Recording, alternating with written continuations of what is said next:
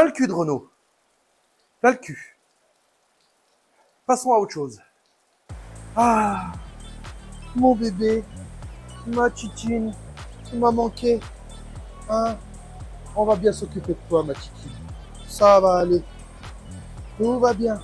La famille, j'espère que vous allez bien. On se retrouve aujourd'hui dans ce nouvel épisode de la 205 en compagnie de ma meilleure amie, Douchka. Ouais, ma meilleure amie, ça. Oh, c'est ma meilleure amie, ça. Oh, ça, c'est le plus méchant chien de la Terre, ça. Hein? Oh, oui. Voilà, on est tous les deux au chaud aujourd'hui parce que tu vois, il y a l'automne qui arrive, il pleut, il y a des orages. Et du coup, on va bosser au chaud. Donc, la famille, aujourd'hui, on se retrouve dans un ultime épisode de cette 205, Génération 205. Et on va s'attarder à refaire le train avant. Qu'est-ce qu'il y a? Je peux bosser un peu là? Est-ce que je peux un peu travailler là? Non? T'as pas trop l'air d'avoir envie, hein? Hein? Elle s'en fout, hein? Elle est nourrie, logée, blanchie, elle travaille pas. Elle sait pas ce que c'est que la vie difficile, hein? Je vous montre ce qu'on va faire un petit peu aujourd'hui ensemble, la famille. C'est parti! Avant de commencer cette vidéo sympathique automobile, je vous fais découvrir un petit peu le paysage gris montagnard. Comme on pourrait dire chez nous, c'est la petite pause montagne. Ah, la petite pause nature. Tu vois ce que je veux dire? Avant d'attaquer par le gras. Bon, pour la petite aparté, je critiquais Renault en début de vidéo. C'est parce qu'en fait, j'étais en train de travailler sur ce Koleos. Aujourd'hui, j'étais censé ne faire que la 205 avec vous, la famille, mais j'ai eu un problème avec cette Koleos où j'ai commandé 2 fois le cardan parce qu'une fois, il était trop court, une fois, il était trop long. Enfin bref, c'était la merde. Et puis au final, j'ai le bon cardan, mais maintenant, c'est le joint SPI qui n'est pas le bon. Parce qu'effectivement, dans la logique Renault, camarades, il faut toujours qu'il y ait au moins 60 millions de modèles de pièces différentes pour un seul modèle de voiture. Et viens pas me dire que Renault, c'est magnifique, parce que je suis quand même descendu avec le numéro de châssis, l'immatriculation, pour aller commander ces pièces, ces joints-là, chez Renault. Alors viens pas me dire que Renault, c'est beau. Parce que on n'a pas de copains, je te le dis. Passons un peu chaud, on va voir si c'est mieux. Bon, la famille, la base du sujet aujourd'hui, c'est ce train avant.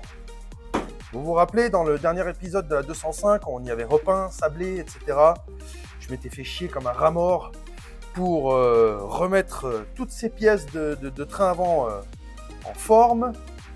Et aujourd'hui, j'ai toutes les pièces, tout le detailing qu'il faut pour remonter ce train avant.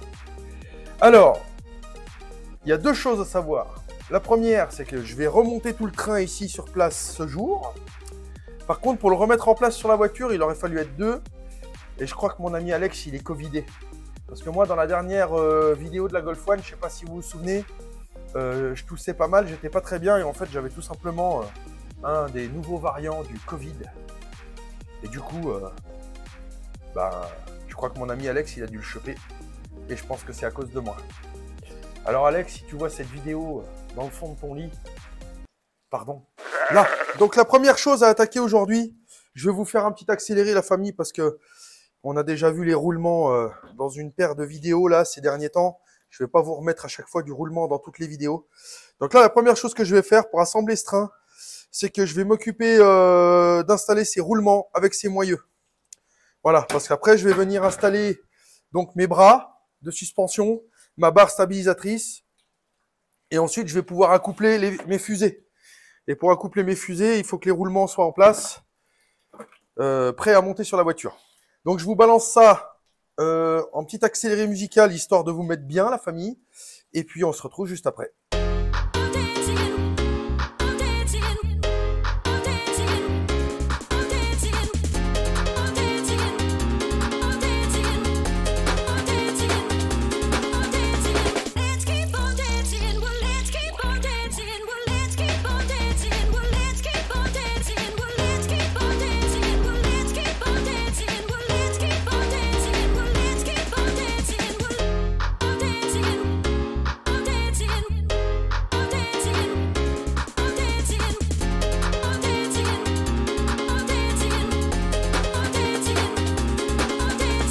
Tout est pénétré à souhait.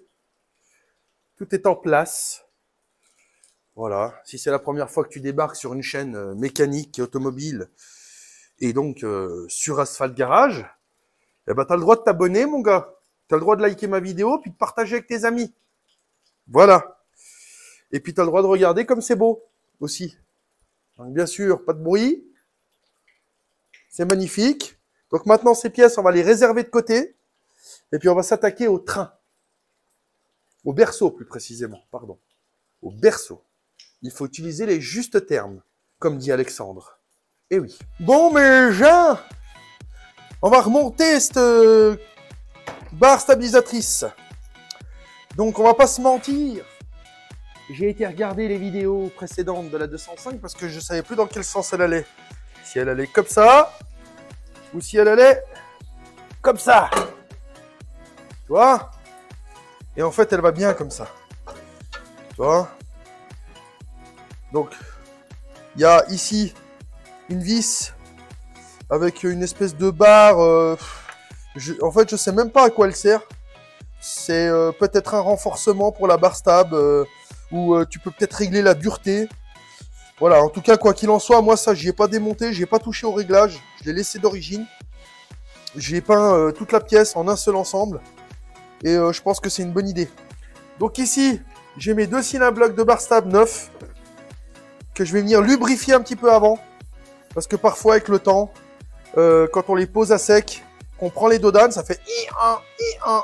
Alors, dans 90% des cas, sachez que quand ça fait la petite grenouille qui coisse ou un espèce de petit crissement à la con, les gens souvent pensent que c'est l'amortisseur, mais c'est pas le cas. C'est souvent ces Cinabloc de barre stab qui sèchent et qui font du bruit quand on passe sur les dodanes ou dans un nid de poule. Donc je vais y graisser un petit peu avant. Voilà. Tac. Alors faut pas en mettre 3 tonnes non plus, hein. Faut juste ce qu'il faut, quoi. Tu vois? Hop. Tac. On vient y poser là. Hop. On fait pareil l'autre côté. Alors pour ceux qui me demandent, mais pourquoi tu as de la graisse blanche maintenant? Avant, tu n'avais pas de la graisse blanche. Bah en fait, j'ai acheté de la graisse marine. J'ai voulu essayer la graisse marine parce qu'apparemment, ça peut se mettre sur tout. Ça mange pas les joints, ça mange rien. Du coup, je vais essayer. Et puis, dans une prochaine vidéo, je vous dirai ce que j'en pense, en fait. Voilà. Alors après, je veux pas faire de la pub, hein, c'est ça. Voilà, j'ai acheté, tu vois, graisse nautique, lubrifiante, résiste à l'eau, n'abîme pas les joints, anticorrosive, antioxydante. Voilà, donc je l'ai payé quand même 35 balles le pot, c'est pas donné. Mais bon, un pot comme ça, en tant que garagiste, quand je m'en sers tous les jours, il me fait quand même presque 6 mois. Donc, je vais pas commencer à regarder à la dépense sur ce genre de choses là. Moi, j'aime bien quand il y a de la bonne graisse qui va bien. Voilà. Tac. Je vais en mettre un peu ici, sur mon berceau. Hop.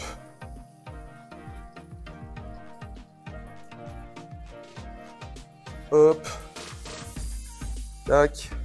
Je viens mettre ma barre en place.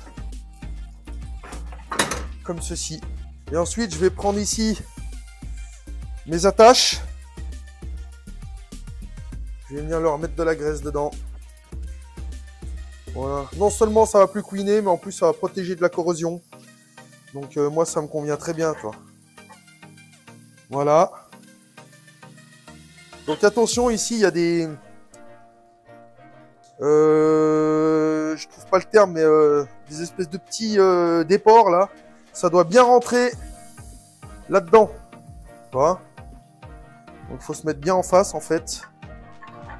Tac. Voilà. Et on vient y remettre en place.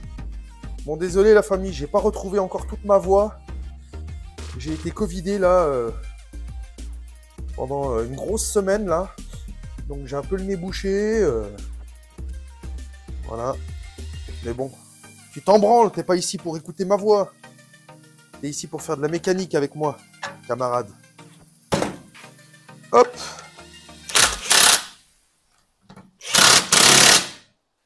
Alors je sers à la péteuse la famille, hein. Mais c'est, je le répète souvent, mais c'est une péteuse de merde qui sert presque rien. Et après je finalise au couple là.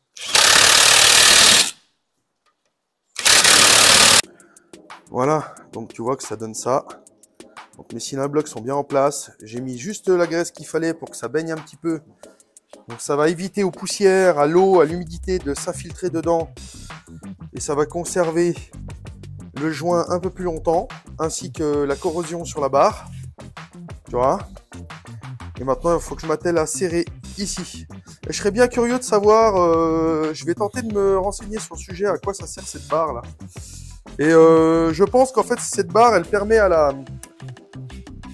d'aider à la barre stabilisatrice de revenir, en fait, et de ne pas rester vers le bas. Je pense que ça doit être quelque chose comme ça. Après, c'est la théorie Asphalt Garage, hein. Ça ne veut pas dire que j'ai la science infuse et que ce que je dis est vrai. Pour l'instant, c'est une théorie. J'irai un jour dans les livres et j'apprendrai, pour de bon, savoir si ce que j'ai dit est juste, est logique, ou est-ce que j'ai dit de la merde. Ce qui peut arriver aussi, parfois. La suite. Ce que je viens de dire, c'est logique. Regarde. Regarde, je lève ma barre stab, je la relâche, elle redescend. Je la lève, je la relâche, elle redescend. Donc cette barre ici, là, que tu vois, elle sert bien à faire le système de revient de la barre stab. Parce qu'en fait, je me rends compte qu'il n'y a pas de biellette de barre stabilisatrice de chaque côté. Non. En fait, le bras il vient prendre directement dans la barre stab ici. Et il n'y a pas de biellette pour faire la liaison. Donc cette barre, elle sert à ça. Parfois, ça fait plaisir de comprendre que notre simple logique est juste et qu'on n'est pas obligé d'aller dans les livres pour s'assurer qu'on n'a pas dit de la merde. Ah, je sais pas si tu as suivi, mais moi, je me suis compris. Voilà, donc maintenant, on va venir à ses bras. Donc si je comprends bien, lui, il doit aller comme ça. Donc ça, c'est les bras de suspension. Donc après, tu as la fusée qui va venir ici. Clac. Bah, tu verras au fur et à mesure du remontage. Et on va venir comme ça. Donc il y a un à droite, un à gauche. Je veux m'assurer que je ne peux pas mettre l'autre dans le mauvais sens. Non, ça, c'est pas possible. Donc, je suis bon. Donc, je retire mes écrous. Je retire ma plaque.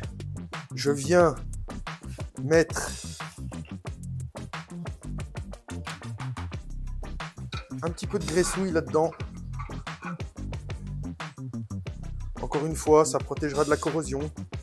Moi, j'aime bien, comme on vit à la montagne, ça baigne dans le gras. Parce qu'ici, la rouille, c'est terrible. Terrible, terrible. Ça te mange toutes les bagnoles. Donc, j'ai tendance à mettre beaucoup de graisse. Mais ceux qui vivent pas dans des régions où on balance du sel toute l'année, ils peuvent pas comprendre ça.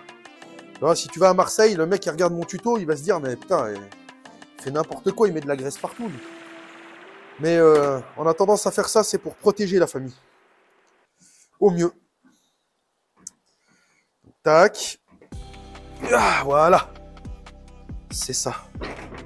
Tac. Voilà. Hop. Je reprends ma vieille rondelle. Je viens graissouiller aussi. Et remettre ici. Flac.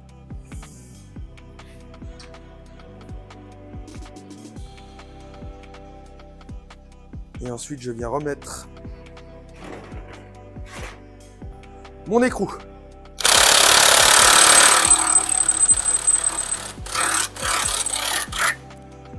Voilà, donc ici, il va falloir venir avec un petit tournevis. Venir un petit peu écarteler tout ça parce que il y a une certaine tension qui se crée sur la barre stable, ce qui est normal. Ah.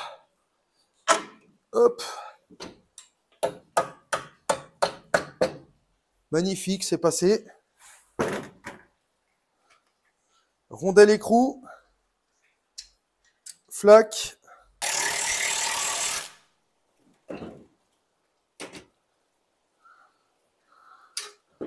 Voilà.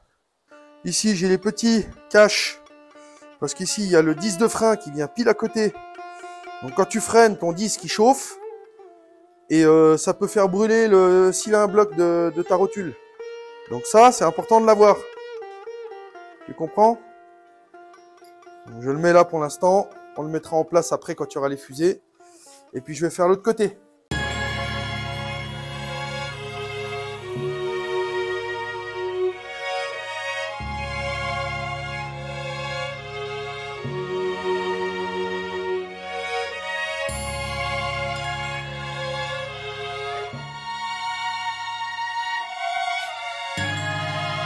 Ah que c'est beau!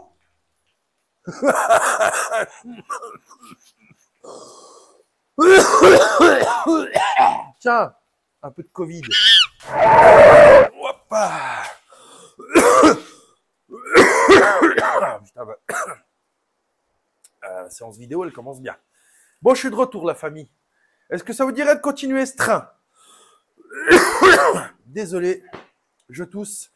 D'ailleurs, il faut que je vous présente quelque chose à ce sujet. Viendez, mes gens, viendez. Il faut que je te présente leur maître du Haut-Savoyard. Oui, ça, le père Macron ne te l'a pas raconté, celle-là. Mais nous, chez nous, à la Haute-Savoie, on a la goutte.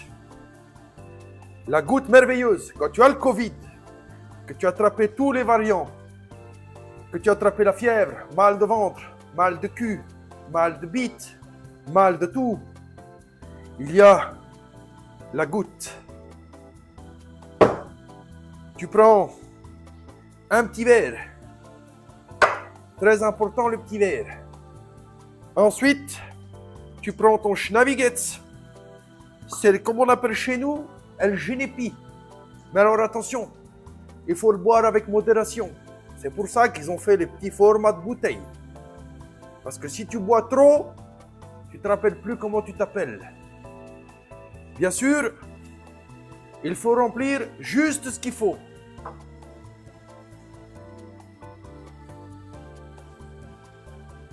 Avec délicatesse.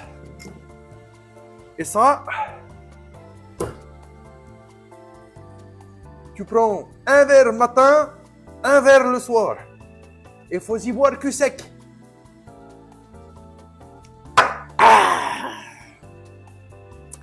N'oublie jamais le conseil du Haut-Savoyard. La goutte, il n'y a pas mieux comme remède.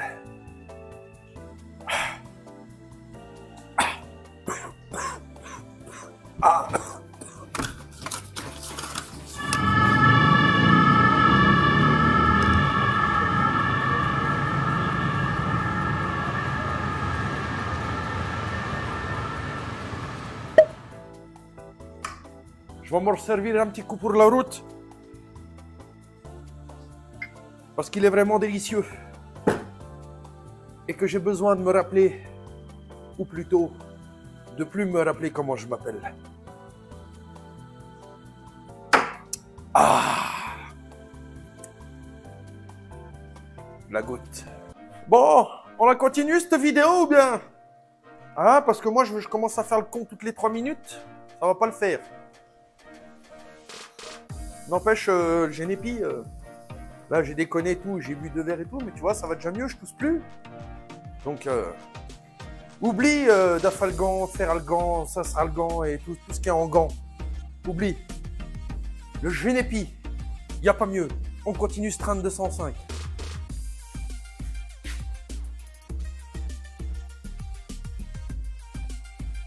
Ah, tu l'attendais celle-là, hein? Hein, mon cochon, hein? La plus belle pièce du berceau et du train avant. La crémaillère de direction. Alors, t'affole pas, hein, frérot. Il n'y a que 2 vis qui la tient. Ça va pas être un montage qui va durer 3 heures. Mais enfin, c'est beau, parce que ça brille. Bon, je te fais un petit topoline, histoire que tu comprennes, parce que j'ai personne pour me tenir la caméra. Donc ma crémaillère est là. Elle va venir s'encastrer dans les 2 trous que tu vois ici. vois. Et faut pas que j'oublie, il y a des entretoises là, qui vont à l'intérieur ici. Tu vois. Tac. Ça, c'est pour éviter que quand tu serres, parce qu'il y a un couple assez fort, quand tu serres, c'est pour éviter que le berceau vienne se pincer et puis que ça le déforme. Et que coûte, ta crémaillère finisse par prendre du jeu. Donc cette entretoise-là, elle est très importante. Si un jour tu bricoles ta 205 et qu'il t'en manque une, il te la faudra, frérot. Parce que si tu la mets pas en pensant que si, que là, que truc, que machin, oublie. Au premier dodan de machin, tout va prendre du jeu et ton volant, il aura plus de direction fiable. Voilà, ça va être tout aléatoire, ça va faire clac-clac et puis tu n'auras plus qu'à recommencer puis prendre un mouchoir pour essuyer tes petits yeux qui pleurent. Oui. Voilà, et j'ai donc décidé de ne pas vous faire un accéléré. Parce que parfois, c'est mieux quand on est dans le vrai. Alors, je pose ma crémaillère ici. Je prends mon entretoise. Je sais pas où elle est partie, mon entretoise, maintenant. Elle est où, mon... Ah, bah, elle est déjà dedans. Putain, mais qu'est-ce qui peut être con, celui-là? Tac. Ensuite, si je dis pas de conneries, t'as des écrous carrés comme ça. Tu vois? Et eux, ils viennent ici. Comme ça. Tac. Donc ta vis, elle va aller forcément par-dessous. Hop. Hop. Tu remets ton petit carré qui va bien. Tu visses à la main.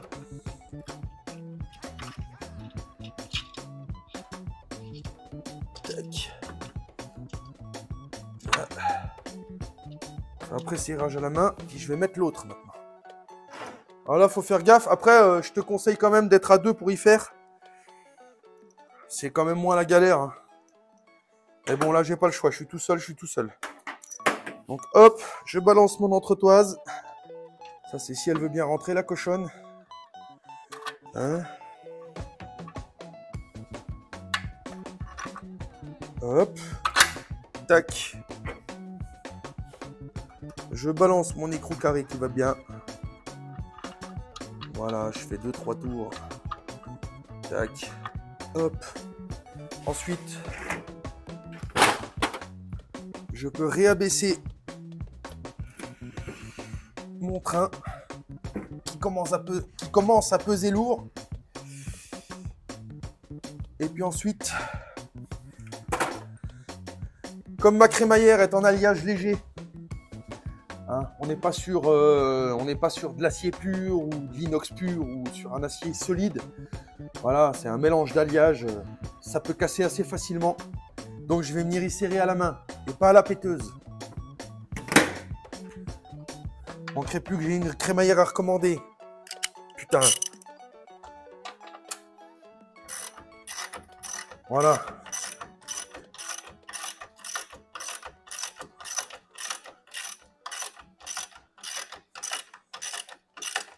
Alors là, je serre comme ça la famille. Hein? À la main, comme ça, machin. Mais après, je vais finaliser tous mes serrages au couple. Voilà. Alors après, je ne les mets pas toujours forcément en vidéo, les serrages au couple, parce que il faut chercher dans le cahier. Il faut régler le machin, tout ça. Ça prend énormément de temps. Et puis, c'est pas hyper intéressant. Je veux dire, une fois que tu as vu comment ça se passe une fois, le serrage au couple, j'ai pas besoin de te le montrer à chaque fois, tu comprends? Voilà. Après, tu peux y monter à la wall again. Hein. Je dis pas que ça va pas tenir. Hein. Mais quand c'est trop serré, il y a un risque de casse. Et quand c'est pas assez serré, il y a un risque de perte. Dans les deux cas, que tu casses ou que tu perdes, bah, tu es dans la merde. Surtout au niveau de la crémaillère, parce que c'est la partie qui te permet de savoir où tu vas avec ton volant. Si tu n'as pas de crémaillère, tu peux tourner le volant en tant que tu veux, ta voiture, elle ira tout droit.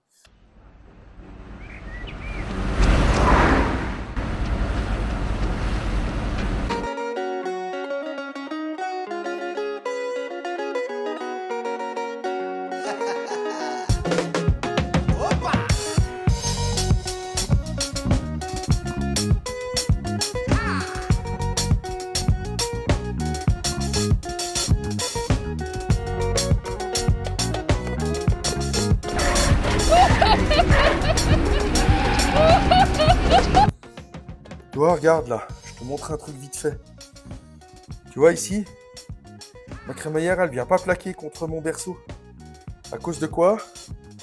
À cause du nez qui va rejoindre la colonne de direction, qui vient toucher ici. Alors à mon avis, il doit manquer une pièce là. Il faut que je me penche sur le sujet. Et tu vois, c'est le genre de petit détail là, tu serres, tu y vois pas, machin, tu fais de la merde. Et t'es bon pour tout redémonter, tout recommencer. Donc quand tu fais de la mécanique, il faut être concentré et minutieux. C'est pas un boulot pour les je m'en bats les couilles. Tu vois ce que je veux dire? Ouais, je suis mécano.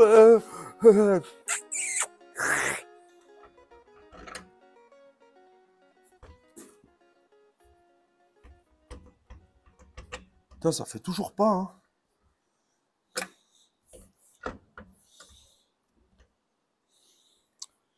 Ça continue à toucher.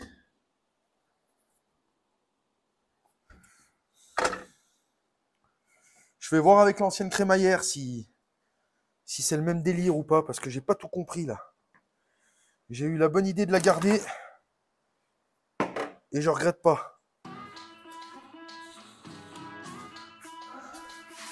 Voyons voir avec la vieille.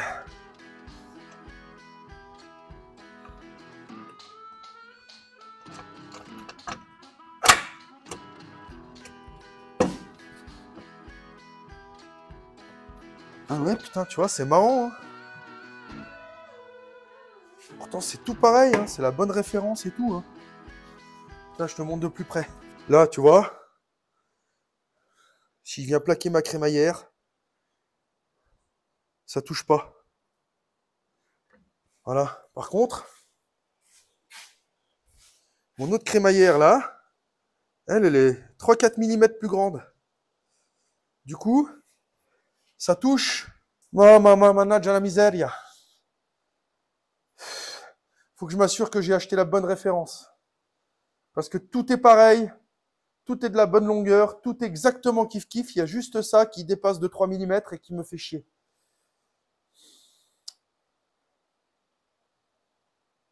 Franchement, pétage de câble, hein, je te le dis. Hein. Bon, je viens de passer une demi-heure à chercher. J'ai appelé le fournisseur et je leur demande pourquoi la référence indiquée sur leur site à la con, c'est bien la même qu'indiquée sur cette pièce, mais la pièce n'est pas tout à fait pareille.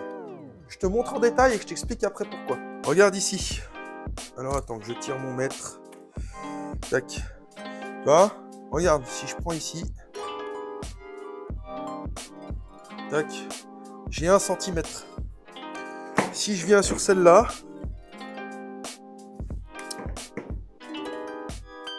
tac. Putain, j'ai 1 cm aussi, hein. Je comprends pas tout là.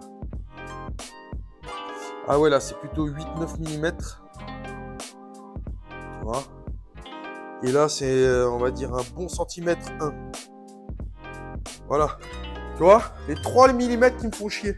Alors il m'affirme que cette pièce va pour cette 205, c'est bien celle-là.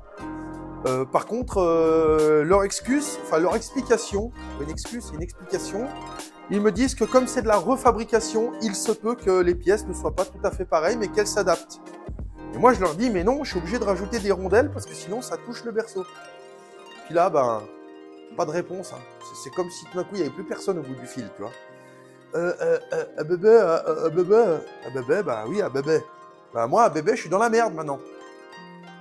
Donc, vu que c'est la bonne pièce et que de toute façon, des crémaillères de 205 neuves, t'en trouves plus sous les tapis à tous les coins de rue, je vais la poser, je vais rajouter 2 rondelles. Je vais rajouter une double rondelle ici et une double rondelle ici. J'irai ensuite tout remonter sur la voiture en faisant une sainte prière et en espérant que ça soit pas gênant pour la conduite, que ça merde pas, qu'il n'y ait pas un blocage dans la direction ou je ne sais quelle autre connerie de ce genre. J'en dirai pas plus. Installons ça avec la double rondelle.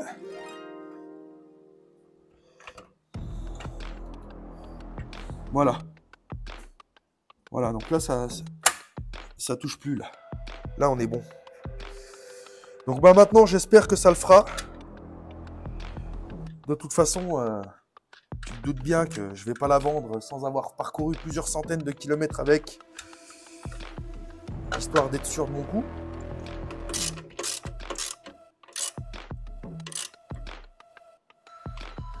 Donc voilà, je fais juste un petit pré-serrage histoire de voir. Et effectivement, maintenant, on a le petit millimètre d'écart dont j'avais besoin. Par contre, ça m'a fait reculer la crémaillère de, je dirais, 4 mm. Bon, ça me plaît pas des masses, hein, mais je veux dire, après, s'il n'y a aucun danger, que c'est pas gênant au niveau de la conduite, qu'il n'y a aucune accroche, ni rien, en termes de résistance et de tenue sur le berceau, il n'y a pas de problème, ça tiendra. Tu vois. Voilà, c'est juste que je l'ai reculé de 4 mm. Quoi.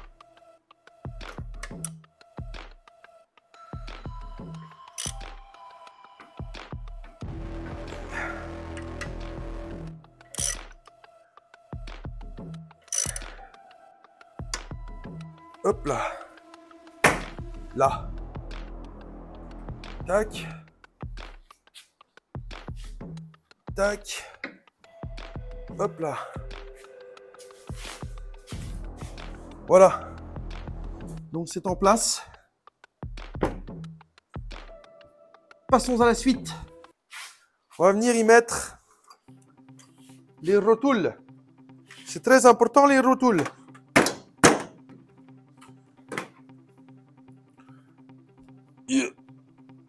Oh putain. Bon, je les amorcerai plus tard. Rotule de direction, bah, tu prends de la graisse. T'en mets un petit peu dans le trou là. T'en mets sur la vis qui va bien.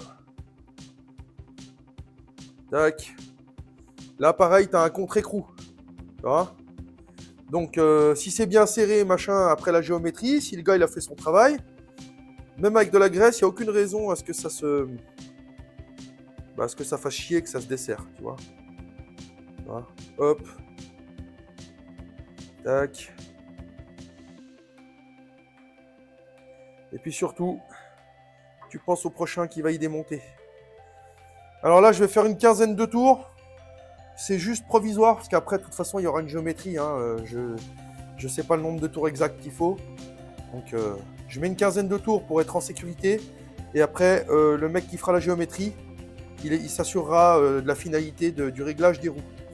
1, 2, 3, 4, 5, 6, 7, 8, 9, 10, 11, 12, 13, 14, 15. Voilà. J'enlève le surplus de graisse. Ça sert à rien d'en mettre 3 tonnes non plus. Tu vois. Donc là, tu prends clé de 17 ici. Clé de 19 là. Hop. On fait un petit pré-serrage. Voilà. Je fais pareil l'autre côté. Et puis on se retrouve après. Nous allons installer la tringlerie de boîte de vitesse. Donc elle venait là. Ainsi comme ça. Tac. Donc je me souviens d'une chose. C'est que tout ça baignait vraiment dans le gras avant que j'y passe à ultrason. Tu vois, il y a même un petit capuchon pour retenir la graisse. C'est pour éviter que la tringlerie grippe et que tu te retrouves avec des vitesses qui passent plus. Donc on va y remettre beaucoup de gras. On va y baigner au maximum. Donc là, bah, on va pas y aller avec le dos de la cuillère. Hein. Voilà.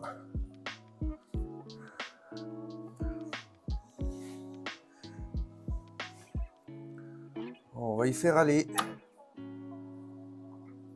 Voilà, il faut que la graisse, elle se mette bien partout. Très important. Hop. Tac.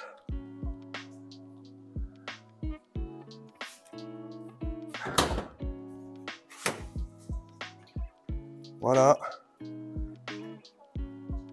Donc là, pour le coup, on n'enlève pas le surplus de graisse. On le laisse. Voilà, il faut vraiment que ça baigne comme jamais. Et ensuite, il y avait un petit capuchon là. Quand on l'a retiré avec mon ami Alex pour nettoyer tout ça, c'était bourré de graisse dedans. Donc hop, on reprend de la graisse. et on bourre.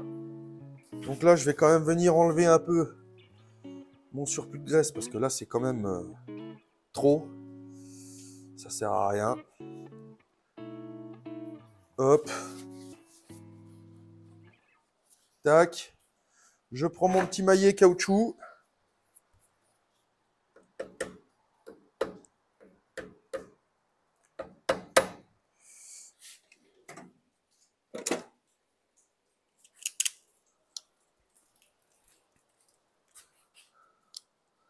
Hop.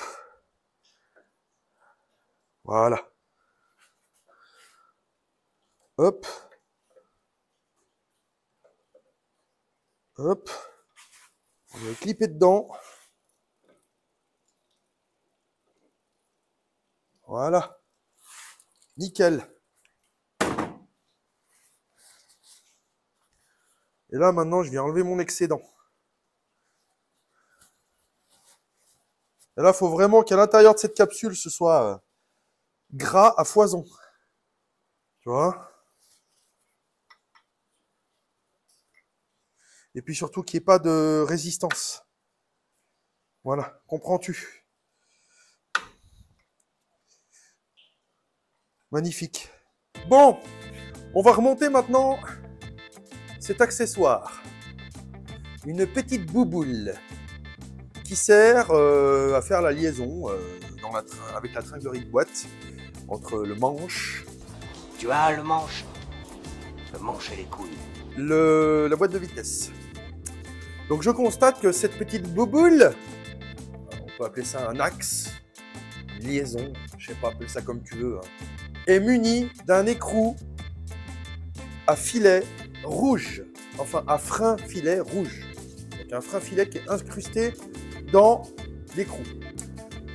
Tu peux constater aussi que c'est un pas de vis spécifique, plus fin que les pas de vis que tu peux trouver en supermarché, dans les quincailleries, chez Leroy Mes Couilles et tout le reste. Et que je n'ai pas l'écrou. Je l'aurais bien mis en neuf, mais je ne l'ai pas. Du coup, je vais remettre cette vis, enfin cette boule, à son lieu d'origine, avec du frein filet, afin que cette boule ne disparaisse plus jamais, ne se dévisse plus jamais de ce berceau. Comprends-tu? Alors posons ça. Alors, pour faire le petit débrief, ici tu as 3 trous. En fait, ces 3 trous sont spécifiques aux diverses boîtes de vitesse qui étaient vendues sur les 205 à l'époque. Donc elles ont des tringleries qui ne sont pas tout à fait pareilles. Donc du coup, tu as 3 emplacements là, tac tac tac. Et nous, pour la boîte 5 vitesses, c'est là. J'avais pris des photos auparavant, le démontage pour me rappeler exactement où ça va. Donc je vais venir y mettre du frein filet. Je vais en mettre un petit peu dans mon écrou, même s'il est déjà prémuni d'un frein d'origine rouge en plus, donc extra fort. Voilà. Ce qu'il faut savoir pour le petit cours, c'est que ces petits filets qui sont préinstallés d'usine dans les écrous, tu ne peux pas les utiliser à foison.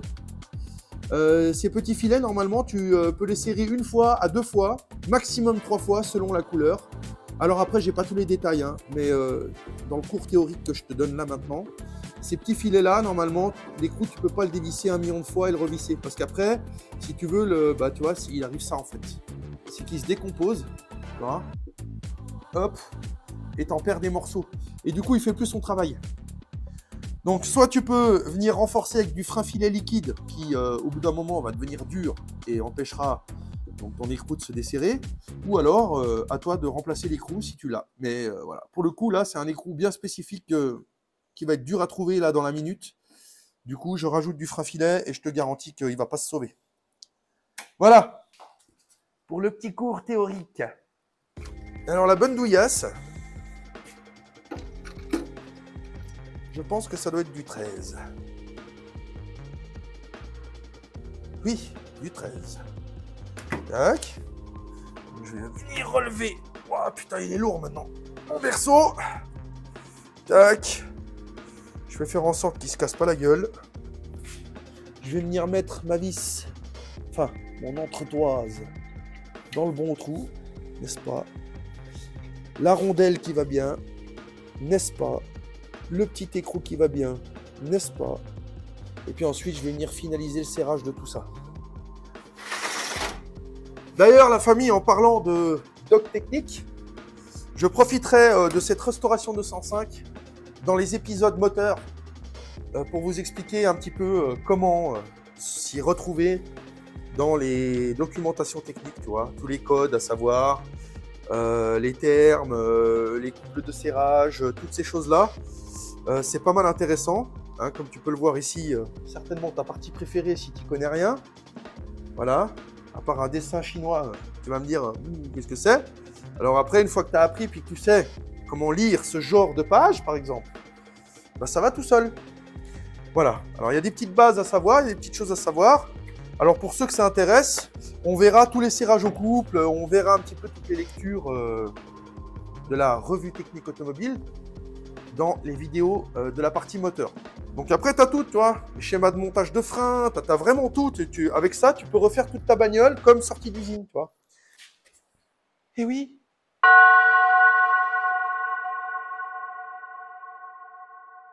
Voilà, donc pour remettre ta fusée en place, donc fais attention, tes fusées ne sont pas les mêmes. Tu t'en rendras de toute façon compte quand tu vas démonter, mais tu as une gauche, une droite. Donc tu as la partie qui vient ici, dans la rotule de direction. Ici, tu vas avoir ta jambe de suspension qui va rentrer. Ici, tu as ton support. Putain, j'ai mangé le nom. Ton support d'étrier, pardon, qui va venir. Voilà. Ici, par exemple, un petit détail qui, quand tu es amateur, tu peux passer à côté au début. C'est que ça, ici, tu as une petite clavette là.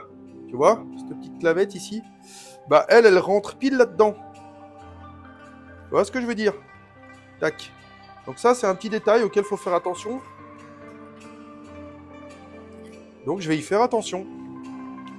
Voilà. Donc, je vais venir rentrer ma rotule là-dedans. Bon, lui, maintenant, je l'ai mis, j'arrive plus à le retirer. Et quand tu rentres ta vis là, là-dedans, tu vois, ici, en fait, tac, bouge pas. Tu vois, t'as un espèce d'arrondi dans ta rotule. Parce que ta vis vient passer là-dedans. Tu vois? Et ta vis, elle va empêcher à la rotule de se barrer. Tout simplement. Donc, quand tu mets ça en place, tu vois, par exemple, là, on voit qu'on n'est pas dedans jusqu'au bout. Du coup, ma vis, là, elle ne peut pas rentrer. Tu vois? J'essaye de ne pas trop bouger. Voilà, ma vis ne peut pas rentrer, là. Maintenant, je vais le mettre en place. Et puis après, je vais te montrer quand t'es bon. Voilà, donc là, tu peux constater à travers l'orifice que maintenant, ma rotule est bien en place. Donc, ma vis peut passer. Tu vois? Voilà. Le problème, c'est que j'ai pas mes deux mains pour travailler, donc c'est compliqué. Mais voilà, ma vis, en théorie, elle passe. Tu vois? Il faut vraiment que tu sois pile au bon endroit. Après, tu peux, comme j'ai fait là, tu peux t'aider d'un petit burin, écarter gentiment ta fusée pour que ça rentre plus facilement, tu vois? Après, il faut pas trop l'écarter parce que tu peux la péter. Hein.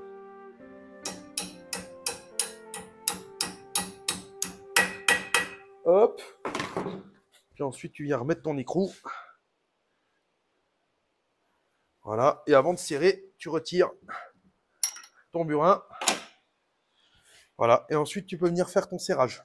Bon, la famille, je suis désolé. Je suis tombé en panne de batterie. Il faut dire que ces petits micros là que j'ai achetés, il y a quand même deux points faibles. C'est qu'il ne faut pas parler trop fort dedans, il ne faut pas gueuler. Parce que je me suis rendu compte, par exemple, quand on rigole avec Alex et tout, quand on porte la voix, ils ont tendance un petit peu à saturer. Donc, niveau qualité, finalement, c'est pas le top du top. Bon, c'est déjà mieux qu'avant. Mais après, j'ai pas envie de mettre 400 balles ou 500 balles dans un jeune micro. Déjà que YouTube me rapporte pas grand-chose, alors je vais pas non plus investir des milliers d'euros de matériel. Voilà, je me débrouillerai avec ça. Et le deuxième point noir, c'est qu'il y a une petite capsule qui est connectée sur mon iPhone à la place de l'emplacement pour la prise pour recharger. Et cette petite capsule, elle est gourmande en énergie. Oui. Donc, j'arrive plus à faire la journée vidéo. Je suis obligé de faire, de charger, de refaire, de recharger. Et là, je suis tombé en panne et de toute façon, il est 19 h. Donc voilà, je vous fais le petit topoline de ce que je viens de faire hors caméra vite fait.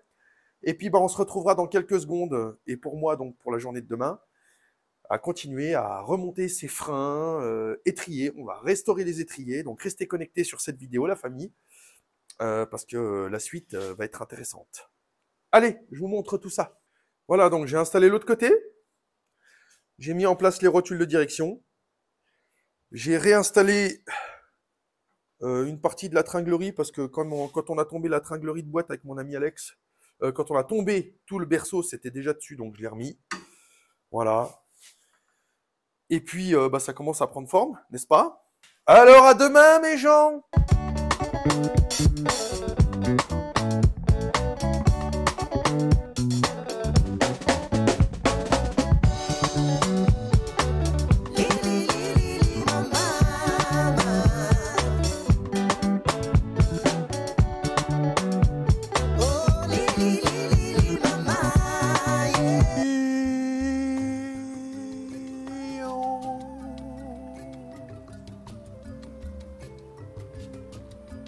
La famille, bonjour.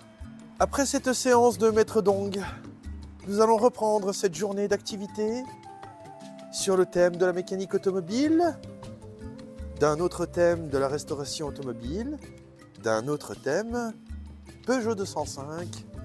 C'est parti. Alors continuons ensemble ce train avant. Aujourd'hui, dans cette vidéo, ce train, il est sur la Peugeot 205, accroché, prêt pour la suite. Parce qu'il faut que ça avance.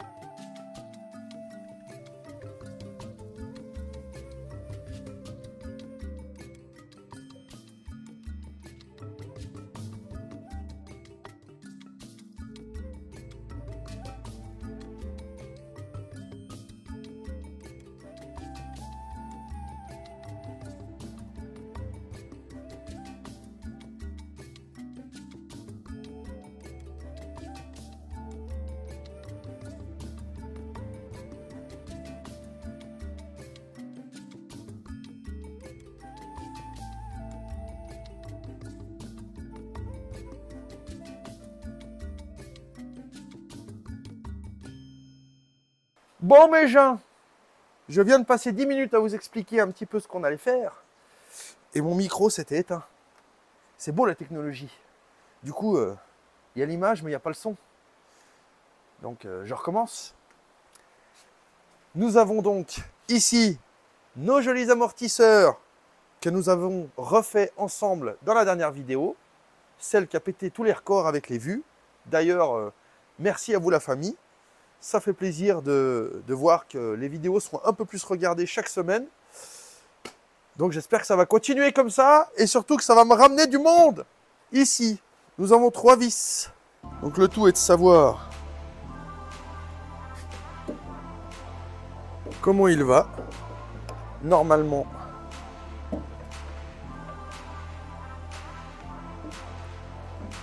tac, magnifique.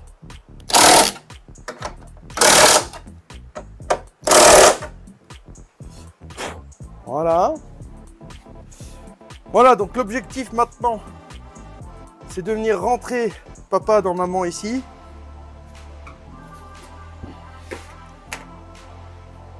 Pour ce faire, je vais venir graissouiller un peu là-dedans.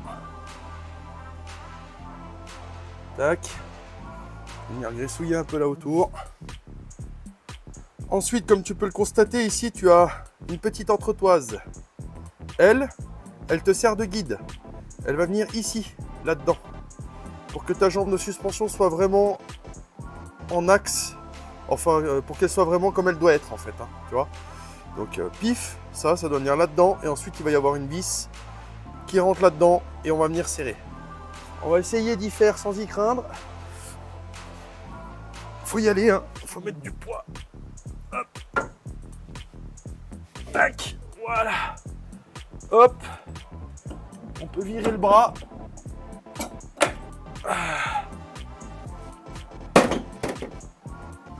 Et ben ensuite, on va guider l'affaire. Donc pour guider l'affaire, il faut venir pousser. Et puis bah tu vois, ça rentre tout seul, hein. Voilà. On regarde si on est en face. Là, je constate qu'il me manque 2 mm vers la gauche. Donc, je vais venir tourner un peu ma jambe. Tac. Et puis, avec un maillet en caoutchouc, uniquement un maillet en caoutchouc, on vient taper sur le bas de la rotule. Hop là.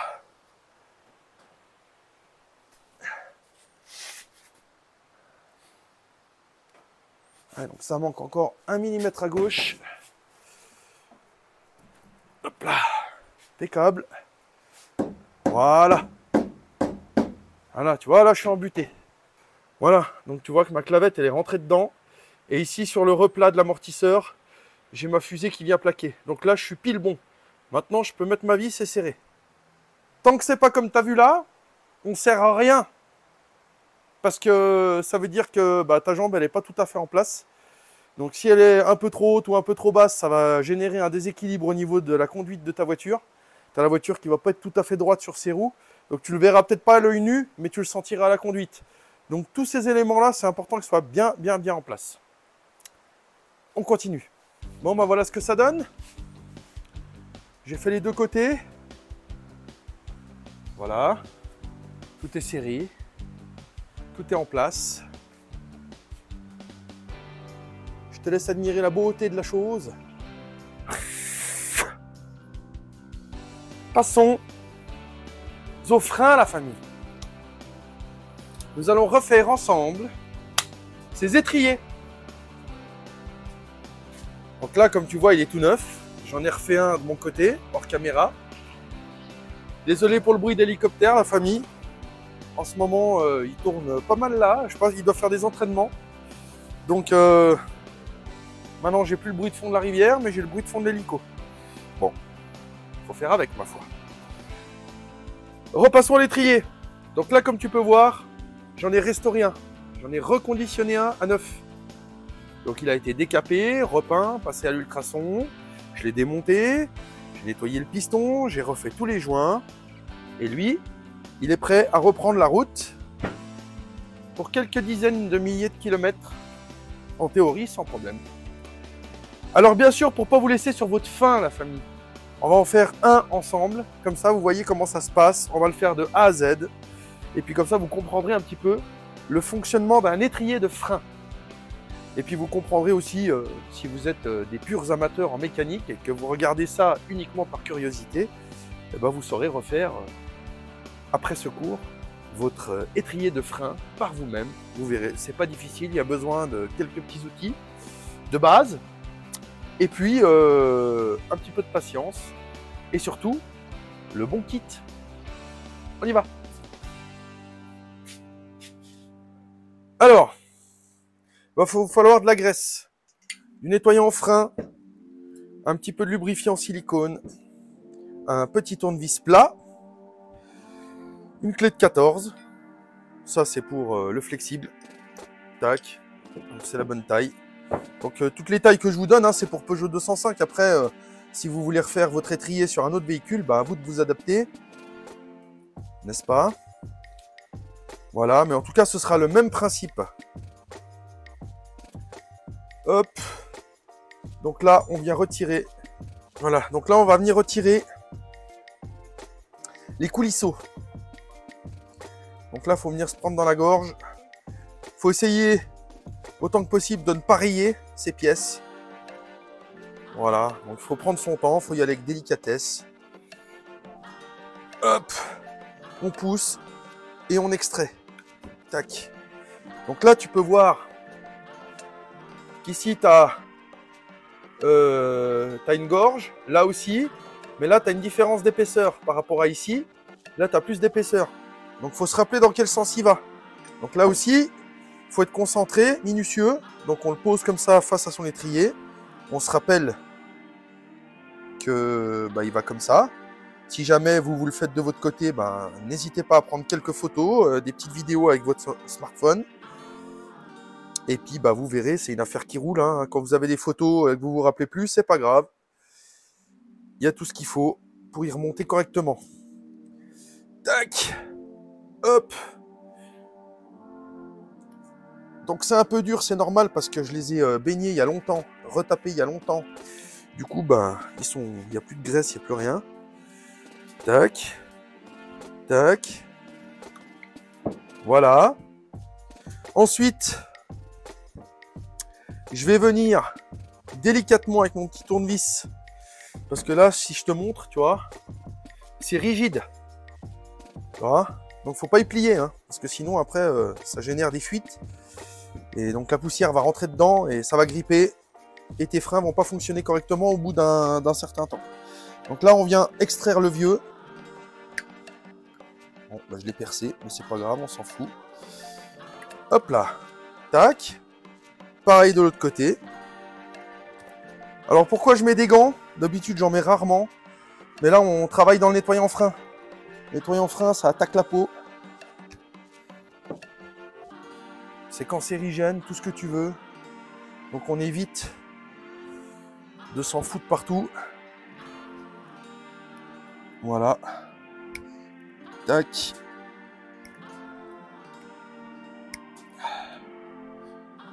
Là. Hop. Ensuite, pour extraire mon piston, je vais venir. Alors là, pareil, hein, il faut une soufflette. C'est mieux. Si t'en as pas, tu te débrouilles. Il faut que tu enlèves à la main. Mais c'est galère. Et là, moi, je viens souffler. Là. Donc, faut pas mettre les doigts. Hein. Si tu mets les doigts puis que tu souffles, t'as le piston qui vient t'écraser les doigts là-dedans. Puis tu vas jouir un moment. Tac. Donc, on vient enlever le piston qui, lui, est dégueulasse. C'est normal. On va venir délicatos enlever le joint.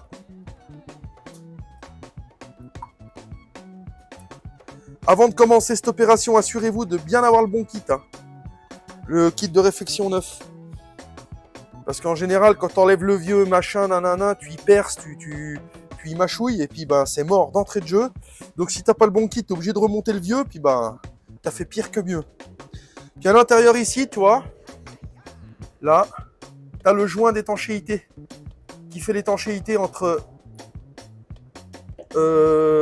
ton liquide de frein et l'extérieur. Donc lui, il est très important. Et puis ensuite, un petit coup de nettoyant frein dedans pour enlever les résidus de nettoyant de liquide de frein. Voilà. Tac. Tac. Donc là, tu vois, c'est plein de merde ici. Donc ça, tout ça, c'est tout des résidus caoutchouc des années. Voilà. Là, tu prends un chiffon, nettoyant frein. Et on vient nettoyer.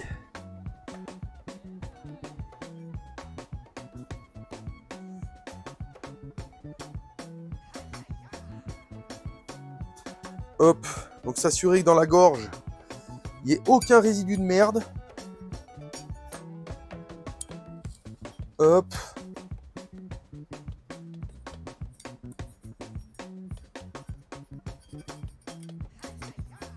Hop. Un dernier petit coup de rinçage.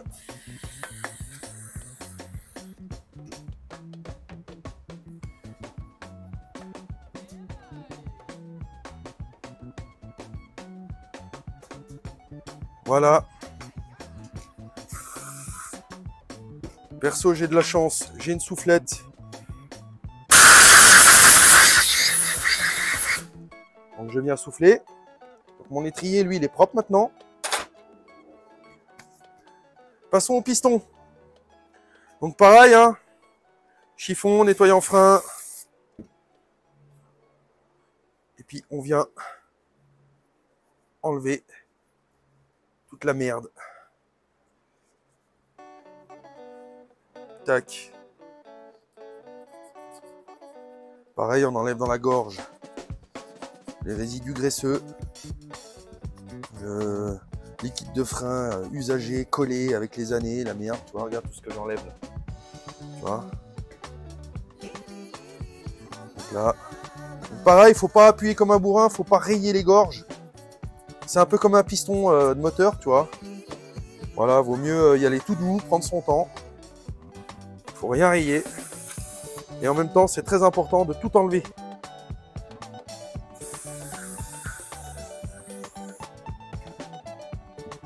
Là. Donc,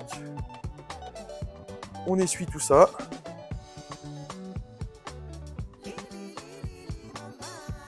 Hop. Voilà. Un piston tout propre. N'est-ce pas beau ça, tout ça? Ensuite, on vient reprendre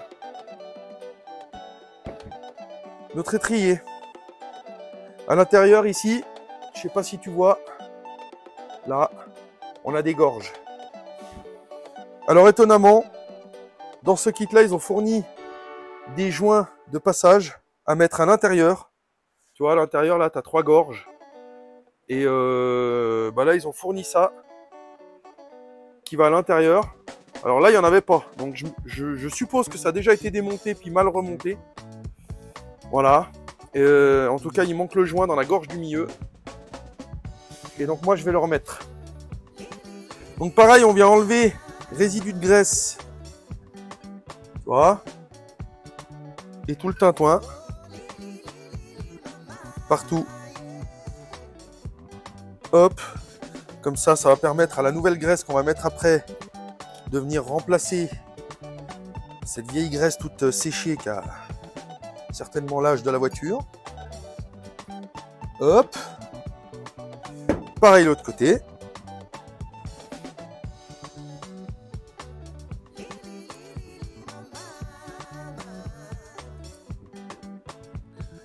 Hop.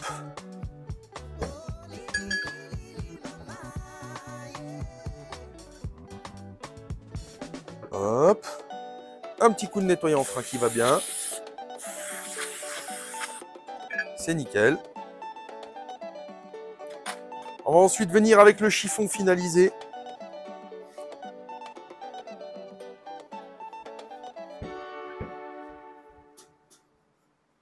Hop.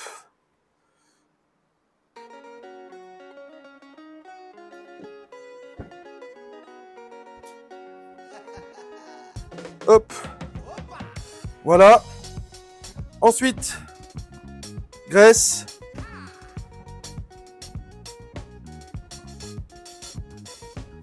Tac. Graisse.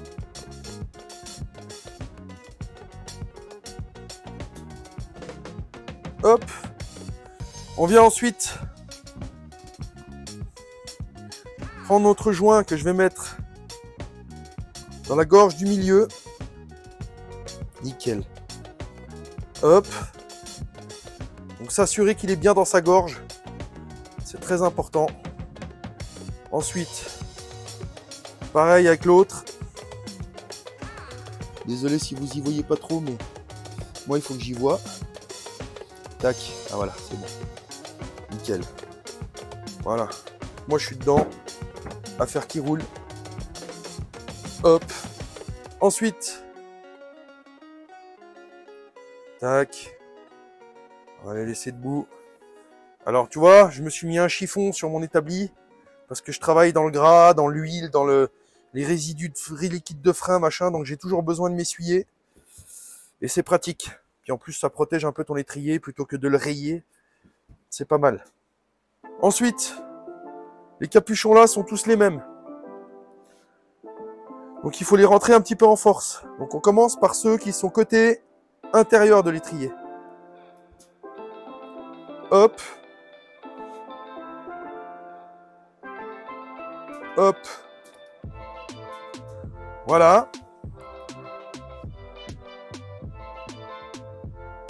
Ensuite, tu viens prendre tes coulisses. Oula, bah, lui est rentré direct. Tes coulisseaux. Tu les fais tourner un petit peu dedans. Voilà, histoire que la graisse se mette bien partout. Tu vois, tac. Pareil avec l'autre. Hop. Tu vois, ça rentre tout seul de ce côté. Voilà. Le plus compliqué, ça va être après. Il va falloir venir rentrer. Hop. Tac. Il faut être bien dans la gorge. Voilà. On va faire les deux tout de suite. Tac.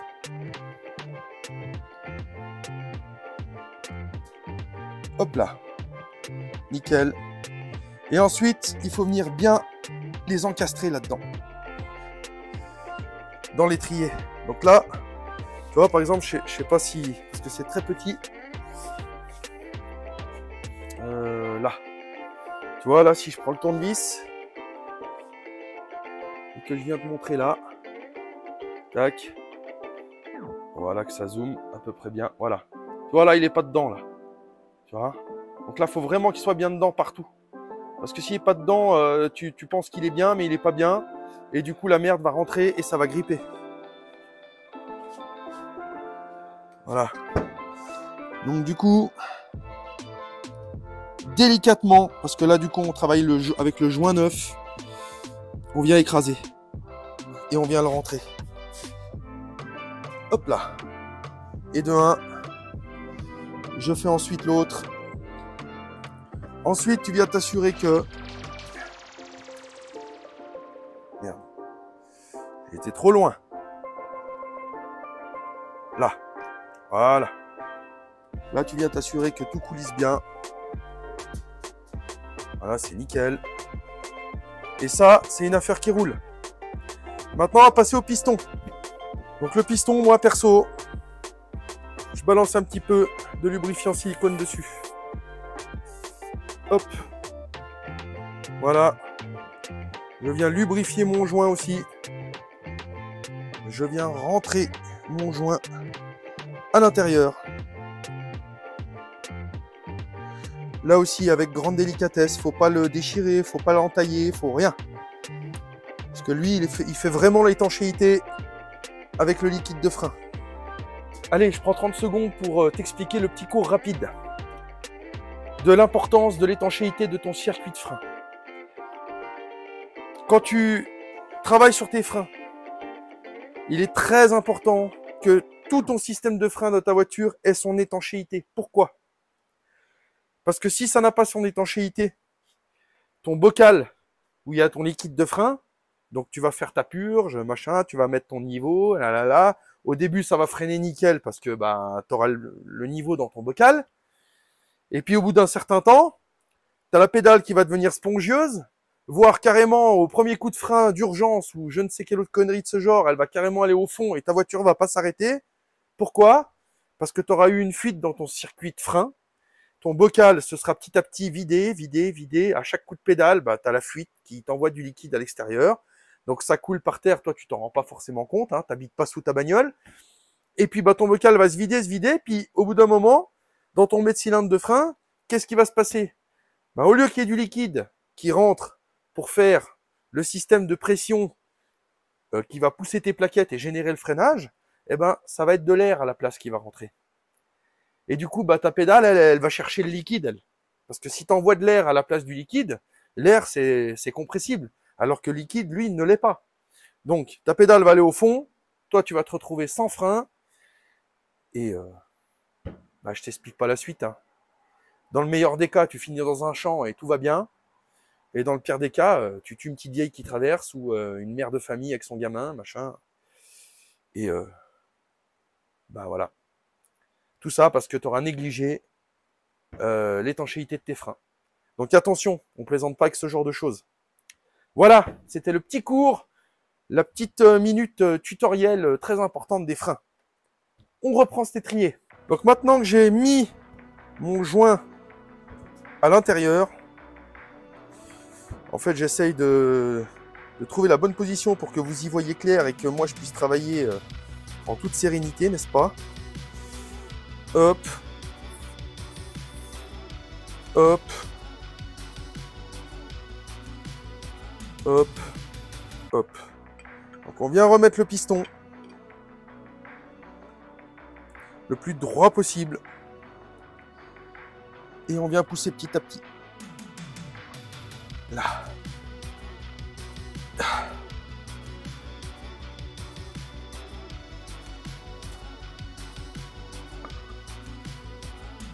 Là. Donc là, il est un peu dur, donc je vais le ressortir. M'assurer que le joint est en place. Ça peut arriver que le joint intérieur se mette mal. Donc on ressort, on ne met pas les doigts, attention.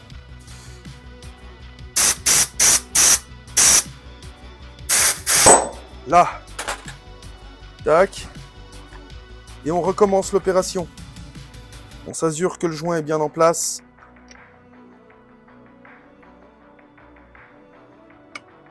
On se met bien droit. Là.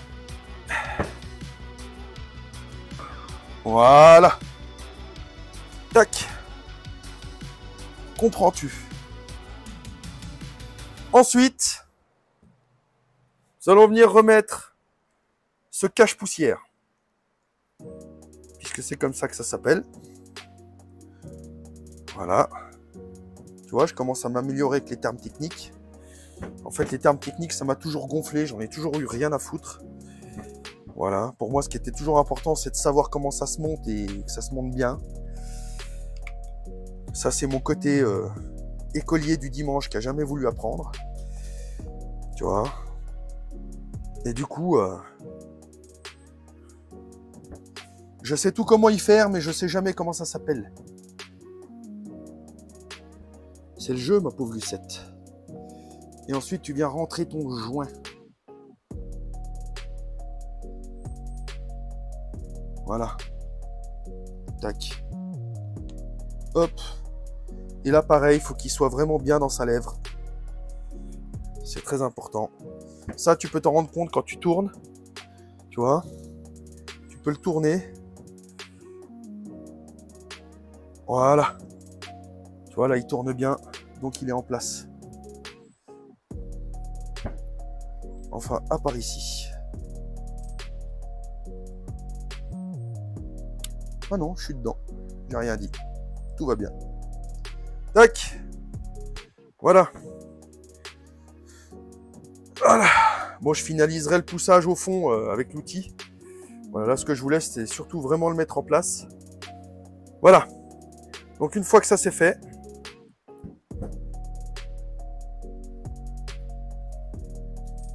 on vient centrer un petit peu les coulisseaux. Et là, on va venir rattacher. Ça, c'est mon côté maniaque. Vous n'êtes pas obligé, la famille, mais moi, j'en mets un tout petit peu de graisse cuivrée sur le filet. C'est juste si un jour, on doit y redémonter, machin, au moins, ça fera un petit peu moins chier. Donc, attention de ne pas en mettre dans l'orifice. Parce que là, tu bouges tout et après, tu te dis, putain, j'ai tout purgé, je comprends pas, ça marche pas. Aucune merde à l'intérieur du circuit. Il ne doit y avoir que du liquide de frein. Voilà. Là, pareil, hein, faut rentrer bien droit. Si tu foires ton pas de vis, ben, ton étrier, tu l'as dans le baba. Tac, une fois que ça bloque, tu viens terminer avec la clé. Donc ici, pour moi, ce serait une clé de 14.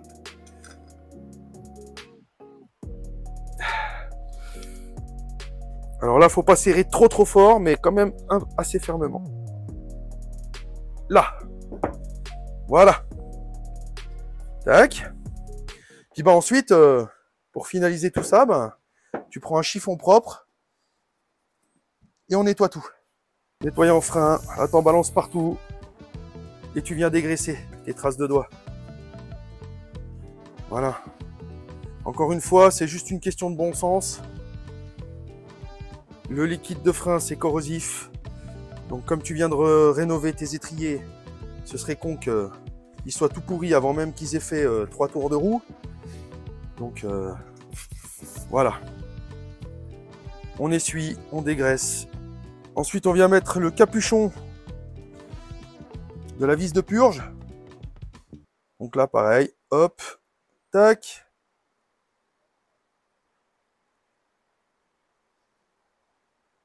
Tac. Voilà. Et, camarade, alors, qu'en penses-tu?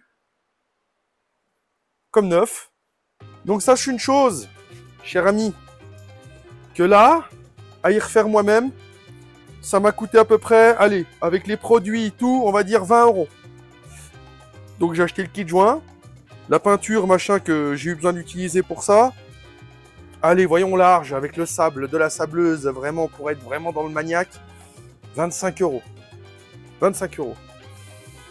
Tu peux aussi ne pas t'emmerder la vie et puis aller acheter directement l'étrier déjà reconditionné à environ entre 100 et 150 balles. Sans compter qu'ils te prennent aussi des frais de retour parce que tu as la consigne, machin, donc souvent c'est 30 balles de plus. Donc tu dois débourser à peu près entre 180 et 200 € pour acheter ton étrier. Tu dois encore payer la poste pour renvoyer ton vieil étrier, machin, tout ça. Pour une opération que moi j'ai payé 25 €. Et au moins je l'ai fait par moi-même. Je sais comment c'est fait. Je sais que c'est bien fait. Je sais que si un jour il y a une couille, ce sera tout gravé là-dedans, puis je me dirais, bah tiens, oui, je me rappelle avoir fait ça, ou j'avais mis tel produit, ou machin, ça va pas, tac, tac, tac. Je peux trouver tout de suite la panne parce que je l'ai fait par moi-même. Donc franchement, pour moi, je dis que c'est toujours tout bénef d'y faire par soi-même. Après, c'est toujours une question de temps, et puis une question d'envie aussi, et puis une question d'outillage. Voilà, si t'as pas les outils, si tu as un manche, que tu habites dans un studio, que tu n'as même pas une cave pour mettre une caisse à outils, rien, bon, bah je comprends que tu achètes ton étrier, puis que tu te débrouilles avec une clé de 13 pour y changer par toi-même, puis voilà quoi. Mais franchement, je trouve que c'est hyper gratifiant. Voilà, de réussir à faire les choses par soi-même, et puis en plus de réussir à le faire bien, et puis de faire en sorte que ça fonctionne. Bon la famille, on va s'arrêter là pour aujourd'hui. Voilà, parce que là, je vous ai déjà fait une belle vidéo, je suis allé bien dans les détails, je me suis pas amusé à juste faire le guignol, à vous faire quelques prises de vue et vous montrer tralala. Là, on a travaillé dans cette vidéo qui dure certainement bien plus d'1 heure. On a vraiment, je me suis appliqué à filmer tous les détails, à vous expliquer, à vous faire des petits cours, des petites choses comme ça. J'espère que ça vous a plu, que ça n'a pas été trop long, trop chiant, trop plan-plan. Voilà, n'hésitez pas à laisser des commentaires, la famille. C'est très important parce que pour moi, c'est constructif. Je m'en sers pour améliorer la qualité de mes vidéos en permanence, pour essayer de trouver le juste plaisir pour vous, la famille, tout simplement. Après, je suis quelqu'un qui a horreur de faire des vidéos juste pour montrer du beau. Tu vois, regarde, j'ai une belle voiture, regarde, j'ai un beau quad, regarde, j'ai un beau ci, j'ai un beau ça. Moi, j'aime bien faire, montrer comment je fais. Après, on discute. Alors la famille, n'hésitez pas à vous abonner si vous avez kiffé, n'hésitez pas à laisser des commentaires, ça fait toujours plaisir. Je sais que je ne peux pas répondre à tout le monde, mais vous vous en doutez bien, je suis tout seul pour tout faire. Mais je lis vos commentaires. Prenez bien ça en compte, je les lis et au minimum, en général, je lâche un petit cœur, un petit j'aime, etc. Tiens, il y a un visiteur, qu'est-ce que tu fais là, toi? Alors, gamin? Ah, j'ai un chien dans mon jardin. Ça fera le barbecue de ce soir. Oh, je déconne, hein. J'adore les animaux, je ferai pas ça. Voilà. Donc bref, j'arrête de dire de la merde. La famille, je vous fais des gros bisous. Je vous dis à dans 2 semaines. On se retrouvera pour la suite de cette Peugeot 205 dans 2 semaines. D'ailleurs, je vais commencer le tournage là, demain. Là, j'ai pris la semaine pour faire 2 vidéos. Donc, on va continuer à partir de demain. On va attaquer le remontage des freins. On va attaquer le remontage de la colonne de direction. On va attaquer le remontage du master vac, la remise en état du maître cylindre.